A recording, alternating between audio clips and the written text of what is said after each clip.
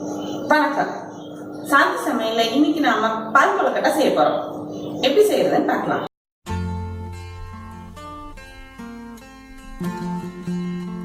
பால் கொழுக்கட்டை செய்யறதுக்கு தேவையான பொருட்கள்: பச்சரிசி மாவு எடுத்துக்கோங்க, 1 கப் வெல்லம் எடுத்துக்கோங்க, கொஞ்சமா உப்பு எடுத்துக்கோங்க, சுடுதண்ணி போட்டு மாவு பிசைஞ்சுக்கோங்க.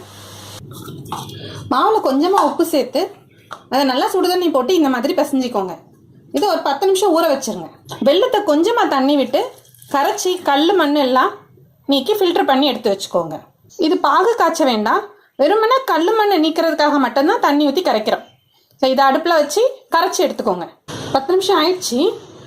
மாவு நல்லா கொஞ்சம் ஆறிட்டு ஊறவும் செஞ்சிடுச்சு. இப்போ இந்த மாவை சின்ன சின்ன உருண்டையாக பிடிச்சிக்கோங்க. இப்படி குட்டி குட்டியாக ஒரே மாதிரி பிடிச்சி வச்சுக்கோங்க. கொஞ்சம் கனமான பாத்திரத்தில் கொஞ்சம் தண்ணி வச்சு நல்லா சுட வைங்க, கொதிக்க வைங்க. இந்த தண்ணியில் தான் இப்போ நம்ம கொழுக்கட்டையை வேக வைக்க போகிறோம்.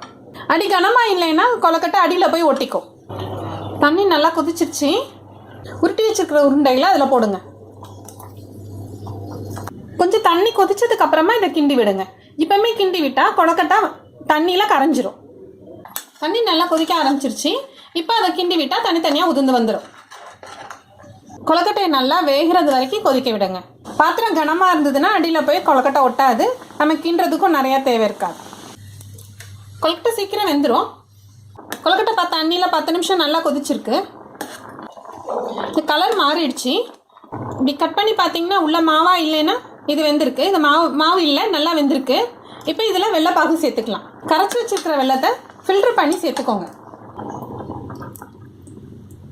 வெள்ளத்துக்கு பதிலாக கருப்பட்டியும் சேர்க்கலாம். வெல்லம் சேர்த்தா இந்த மாதிரி எல்லோ கலரில் இருக்கும், கருப்பட்டி சேர்த்தா கொஞ்சம் ப்ரௌன் கலராக வரும், சுகர் சேர்த்தா ஒயிட் கலரில் இருக்கும். நல்லா கொழுக்கட்டை வெந்ததுக்கப்புறமா இனிப்பை சேர்த்துக்கோங்க. வெல்லம் சேர்த்ததுக்கப்புறம் இந்த வெள்ளை கரைசலில் கொஞ்சம் நேரம் கொழுக்கட்டை வேகட்டும். இனிப்பாக இருக்கிறதுனால சின்ன குழந்தைங்க ஸ்கூலில் இருந்ததும் இதை சாப்பிட்ருவாங்க. பாகு கெட்டியானதும் ஆஃப் பண்ணிடலாம். விரும்பினா கொஞ்சமாக சுக்கு பவுடர் போட்டுக்கோங்க. வெல்லம் போடுறதுனால சுக்கு பவுடர் போட்டால் நல்லாயிருக்கும். இது சுகர் சேர்த்துருந்தீங்கன்னா ஏலக்காய் பவுடர் போட்டுக்கோங்க. கொஞ்சம் கெட்டியாயிடுச்சு. ஆறுனதும் இன்னும் கெட்டியாயிடும். அடுப்பை ஆஃப் பண்ணிடுங்க. அடுப்பை ஆஃப் பண்ணிவிட்டு விருப்பப்பட்டால் தேங்காய் துருவல் சேர்த்துக்கோங்க, இல்லை தேங்காய் பாலும் சேர்த்துக்கலாம்.